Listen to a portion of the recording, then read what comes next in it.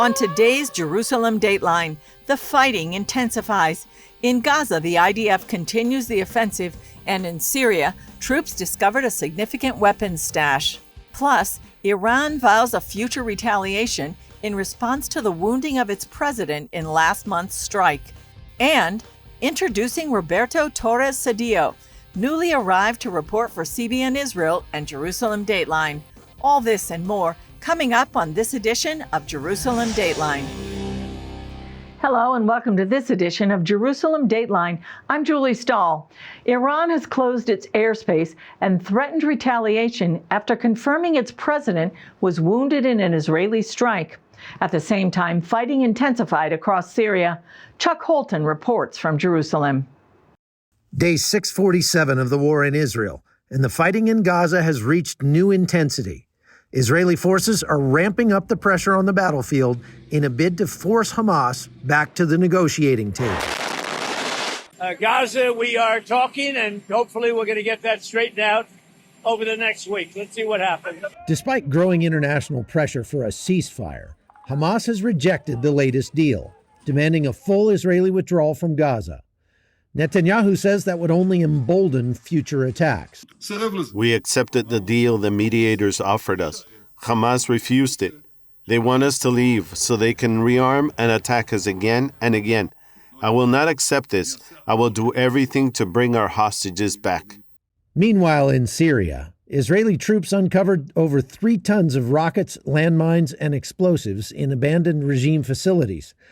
That discovery came as Israeli and Syrian officials met quietly in Baku, marking a rare diplomatic step between the two longtime enemies. But while Syria's new leadership talks peace abroad, its forces are cracking down at home, fighting with Druze militias in the south amid reports of dozens killed. In Iran, officials now confirm their president was wounded during last month's Israeli strike on a National Security Council meeting. The regime has vowed the injury will not go unanswered. Tehran has since closed its airspace, raising fears that a retaliatory strike on Israel could be imminent. In a provocative post on Instagram, an advisor to the leader of Iran's parliament posted an image of nuclear mushroom clouds over Israel. At the same time, Europe is preparing to trigger snapback sanctions under the 2015 nuclear deal, cutting off Iran's oil exports and punishing companies that do business with the regime. The move could accelerate Iran's economic collapse. In Syria, one of the deadliest tribal clashes in years is unfolding in the southern province of Sueda. More than 30 are confirmed dead and nearly 100 injured, according to Syria's interior ministry. But independent monitors say the toll is far higher, at least 100 killed, including children, women, and 14 regime troops, after government forces reportedly joined Sunni Bedouin fighters in attacks against the Druze. We had more than 60 injured people come to Isri Hospital. The injuries ranged from mild to moderate to severe, and we also had 8 deaths. Israel has responded with airstrikes on HTS positions near the border, meant to prevent jihadist gains and protect local Druze villages. Meanwhile, in Gaza, Israeli troops are still locked in combat with Hamas in Gaza City. The IDF says it's uncovered more tunnels and eliminated multiple commanders, but sustained the loss of 3 more IDF troops in combat operations overnight. And in central Israel, rebuilding has begun. In Bat Yam, south of Tel Aviv, crews are demolishing buildings destroyed by Iranian missiles during the 12-day war. Tomorrow we'll be here, a lot of new buildings. We're going to demolish 20 buildings, but we're going to build them better, stronger, and there will be much more Israeli families running around here, and that will be the best answer to our enemies. From Jerusalem, I'm Chuck Holton for CBN News. Just last week, CBN launched a new program, the 700 Club Israel. It's a wide-ranging program about all things in the Holy Land: news, human interest features, and CBN's humanitarian outreaches. You can check it out on CBN's website, cbn.com. In the premiere episode, CBN President Gordon Robertson spoke with our bureau chief, Chris Mitchell, about peace in the Middle East and the ideological realities that could prevent it from happening. Here's an excerpt from their conversation. In my view of it, well, Israel's never been at peace. in its entire history. Right. There's always been a declaration of war that has stood against them since 1948. Yeah. So are we going to see that? And is peace now breaking out in the Middle East? Well, some people think so. If the Abraham Accords are expanded, like many people think they are, and just have a season of peace. I mean, that doesn't mean every nation in the region, including Iran, and whether or not that will see a regime change as well, but it's a relative time of peace. And could that happen in our lifetime? And could that proceed, as we talked about Ezekiel, and maybe prophecies in Daniel as well? Well, the underlying ideology, I don't think has changed. Right. And so the ideology of the Houthis, the ideology of the Ayatollah, the ideology of Hezbollah, what prompted Hamas, just look at the flag of the Houthis. It's, let's praise Allah, but it's death to America, death to Israel, kill Jews. Right. That's all on their flag, and they really mean it. This is not,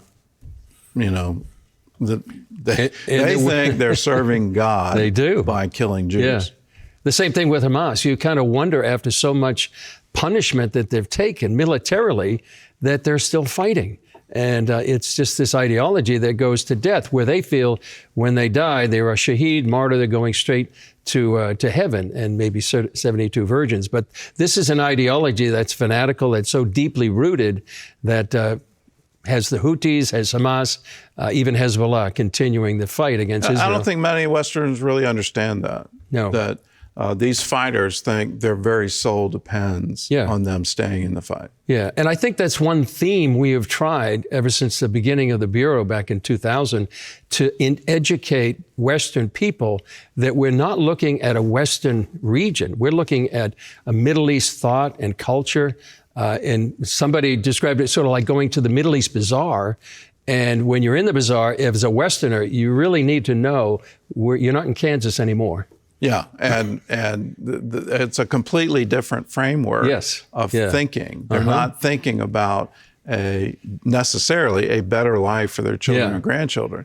They're thinking, how can I die a martyr? And how can my children die as martyrs? That's their greatest goal. Yeah, and I was talking to a friend of mine the other day from Israel, and he was saying, the Oslo Accords was sort of based on a Western construct. No, this is what, land for peace. We can do this. We can barter this. But no, this is not the kind of thinking that many people had, and they're in the Middle East. Yeah, and if you do come to peace with Israel, the next step for the fundamental Muslim community is to kill you. Yes, exactly. So everyone knows that too. Yeah.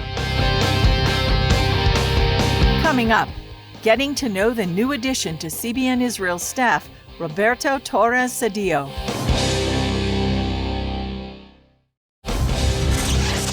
Welcome back to Jerusalem Dateline. I'm joined by Roberto Torres Cedillo.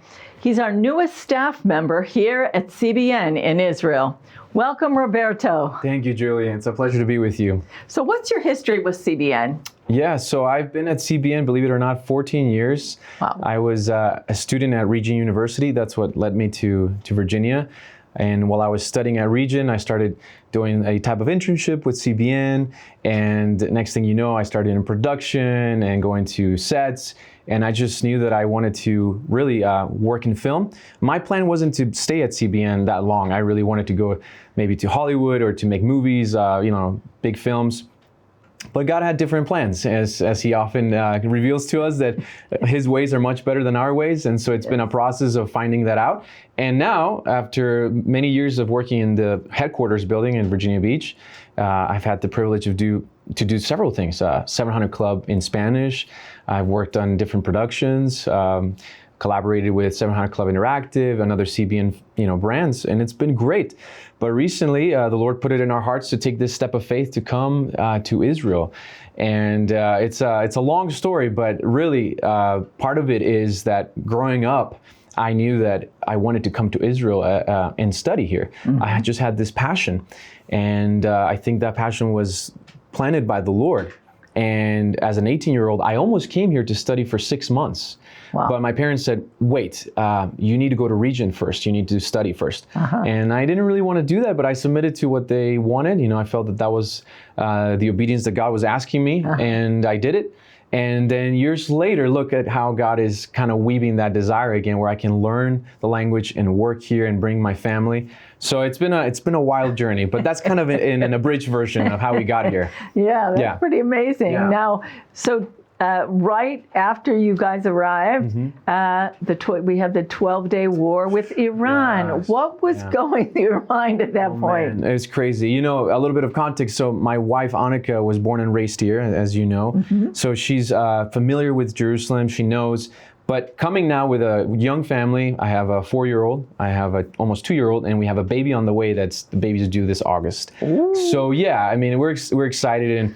And you know, I knew that the possibility of some conflict was evident, but I never thought that there was going to be a war. Yeah, we're still in a war, but I didn't think it was going to be this massive, crazy, run down to get, to the shelter and there's missiles flying overhead and seeing all that. Of course, it did create a level of anxiety and stress. I'm trying to be strong for my family, and then you really have to kind of come to terms with, did God say this? Are you in God's will? And you have to go back to those words. You have to go back to the scriptures that he reminded me, no, this is what I have for you. And you really got to take hold of that, because when the test comes, the enemy would want you to doubt, did God really say this? And we know that that's the devil's way of trying to get us to, go off track. So definitely, it's been a testing experience. Now, you're new here, but you're not new to CBN. What's your role going to be, and what are your goals? Yeah, I'm super excited. So one of the things is I get to collaborate with you guys, with the Jerusalem Dateline staff. Really looking forward for that, to do that. And at the same time, the audience may know that there's CBN Israel. There's an office here. It's a humanitarian outreach of CBN here in Israel. And amazing work that CBN Israel is doing. Part of the vision is to really help the most vulnerable in Israeli society. People that have suffered, terror attacks, people that are living under the poverty line, people that are single, single mothers, orphans.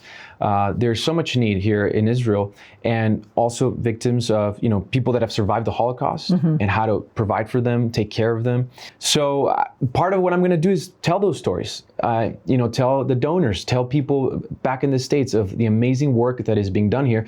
And of course, the work is being done because the Lord is giving us grace to do this and is empowering people to donate, to support. We couldn't do this without the support of donors all around the world. So Roberto, may the Lord bless you with your new baby on the way and your new job and all these new things. I appreciate it. May the Lord bless you, and we're really happy to have you. Thank you so much, Julie. Thank you. When we come back, Nitzavim, arming Jewish college students with strategies for supporting Israel.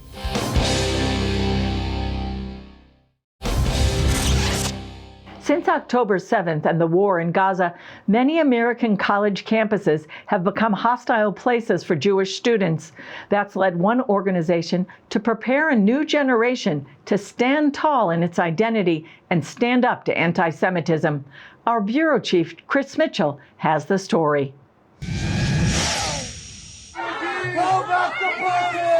Many universities across the U.S. today have become fertile ground for anti-Semitism. They are facing tremendous opposition, even just to live, to walk around campus, just to show up as who they are, but even more so to do something Jewish or to have an impact in a Jewish way. That's what Nitzavim Fellowship and Jewish Year Abroad intend to help students change. The idea of our whole organization is to try to get as many kids to come to Israel for study abroad during their gap year, and then to empower them with the tools and the excitement to go onto college campus and to make the biggest difference for Israel and the Jewish people they can. They're off to secular universities, 32 of them.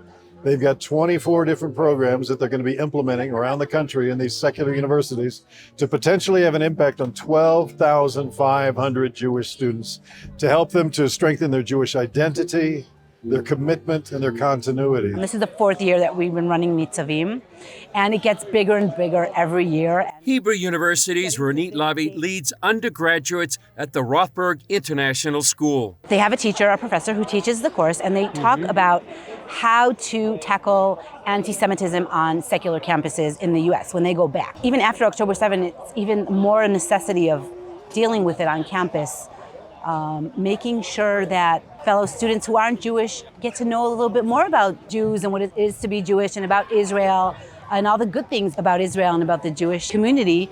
CBN News first talked to students in the Nitzavim program last year and asked Rabbi Isaacs about their challenge on hostile campuses.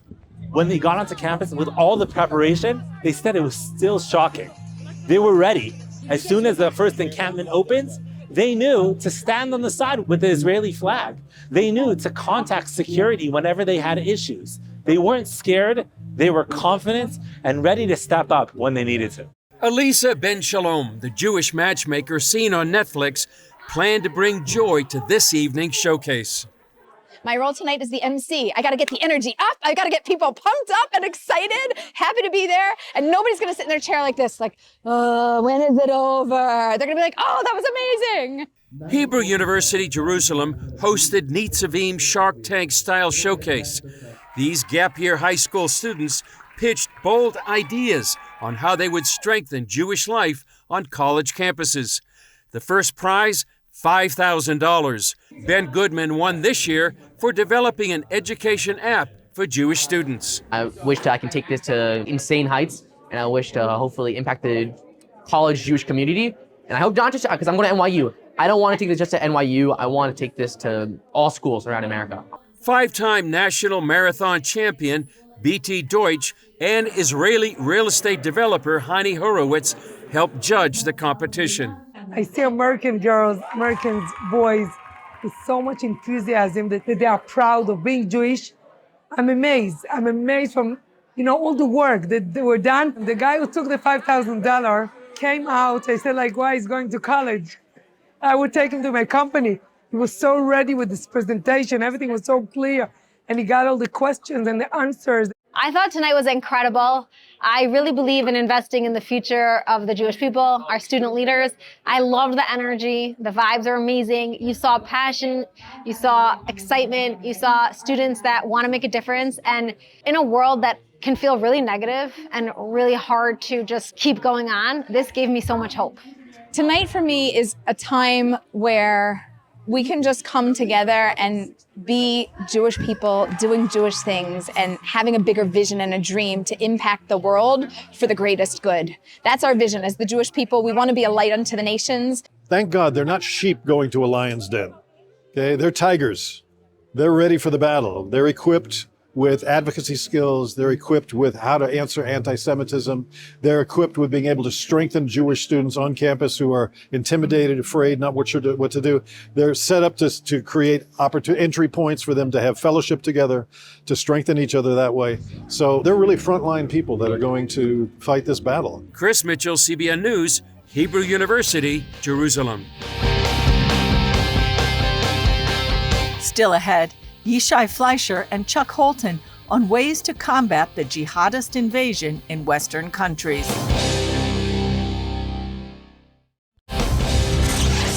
American college students are not the only ones fighting anti-Semitism. There are others fighting an information war for the minds and hearts of the next generation. Two pro-Israel influencers are Yishai Fleischer from Judea and CBN's Chuck Holton. In one of Yishai's latest podcasts, he talks with Chuck in front of the ancient Cave of the Patriarchs in Hebron about radical Islam's agenda to overtake Western civilization, one child, one family at a time. But you're now fighting this media war. The media war is being fought. The bad guys are big players like China, Russia, Qatar. And the target is not you. It's the young people.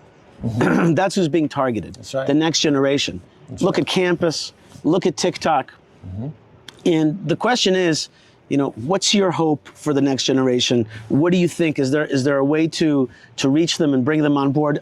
I could tell you as a Israeli and a so-called settler that my value internationally, my moniker, my good name has been sullied very badly. And when I'm sullied, then this place is sullied. And when this place is sullied, then the book of Genesis is sullied. And if the book of Genesis is sullied, then therefore the pillars of biblical civilization are undermined. What's your hope, if you have? Let's just be honest. I don't want to put it into your mouth. No, I'll tell you what my hope is. I'm in the middle of something. My hope is, I'll be quick. My hope is go ahead, take your time. very much this, that you outbreed most people in the world. And have those babies, those faithful babies. That's right. American Christian conservatives outbreed most of the people in America. And demographic decline is the biggest problem that the world faces today, as far as ultimate survival. You look at places like even the United States, which has a higher birth rate than many places in the world, but we just slipped below 1.6. That is terminal demographic decline. It means the next generation will be 40% smaller than the last generation. And so much of this comes down to people saying, oh, I just can't afford it. Well, what they're saying is, because your ancestors raised kids on nothing. Their kids were an asset to them to help them survive, not a liability. But what you're saying when you say I can't afford kids is I can't afford kids and maintain the lifestyle that I want to have, right? And so it's a very selfish thing to say. But selfishness and narcissism is a big part of our reality today. That's right, absolutely. And so this is what I believe is that the way out of this, the way forward in the United States and here in Israel is get married, have a lot of babies, and keep them out of the public school system, so so that they don't get infected with leftism. Well, I would just tweak that from my perspective is just like I said, get married, have a lot of babies, and teach them the biblical values. That's right, absolutely. In America, that's you said it in every American. parent is the primary educator anyway. Right. But a lot of parents abdicate that responsibility. Right. And so what you see is this movement in the United States of people saying, no, I'm going to take that back. I'm going to be the educator. Right. I say oftentimes when I'm speaking to groups, I say to them, keep having those babies, and mamas, teach them the Bible, read them the Bible. And for us Jewish people, it's continuing to make this country strong, push back against jihadism, and push back against our internal anti-biblical so-called leftism, progressivism, but our own tendencies in the Jewish people that are certainly problematic tendencies. When a Jewish person is not godly, biblical, going in the path, that powerful person can be turned to become an enemy of Israel. Yeah. And that's definitely what happens around the world. And that also sullies our good name, undermines the brand of Israel, and we're working on it. Chuck Holton, people can find you on YouTube. You've written The Hot Zone. Yep. And you can go to chuckholton.com and get everything there. Including your 7 books? 11. 11 books. Yeah. Tell me about who your agent is afterwards. Anyway, good for you for all of your good work out there. And you're definitely what we call a narrative warrior. You're out there teaching. First thing, you're showing people truth, showing people, conflict. And for us here, you're showing also, the story of Israel. And your good work is a shining beacon. So God bless you. And thank you very much for being with us. Thank you. And be safe out there. All right. Appreciate it. That's all for this edition of Jerusalem Dateline. Thanks for joining us. And please keep praying for the peace of Jerusalem and for Israel during this critical time, and that all the hostages can come home safely. Remember, the God who's watching over Israel and you and me neither slumbers nor sleeps. I'm Julie Stahl. We'll see you next time on Jerusalem Dateline.